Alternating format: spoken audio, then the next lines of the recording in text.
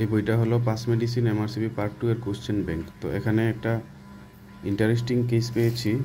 আমি এরকম রুগী দুইটা পেয়েছিলাম যাদের হয়েছে পেটের উপরের দিকে এবং বাম দিকে, পেটের বাম দিকে উপরের দিকে, সবচেয়ে উপরের দিকে ব্যথা হয়। কয়দিন পর পর ব্যথা ওঠে, ব্যথার ওষুধ খায়, ঠিক হয়ে যায়, কয়দিন পর আবার ব্যথা ওঠে। এই রুগীগুলা অনেক কষ্ট পায়। তো এখানে দেখেন তার আলট্রাসাউন্ড করা হয়েছে, অ্যাবডোমিনাল আলট্রাসাউন্ড করা হয়েছে নর্মাল, তারপরে ট্রাইগ্লিসারাইড মানে কোলেস্টেরলের পরীক্ষা করা হয়েছে, এটাও নর্মাল, সিরাম ক্যালসিয়াম করা হয়েছে, এটাও নর্মাল। তার মানে সব পরীক্ষা নর্মাল, তারপরেও তার রোগ সারতেছে না বা রোগ ধরা পড়তেছে না।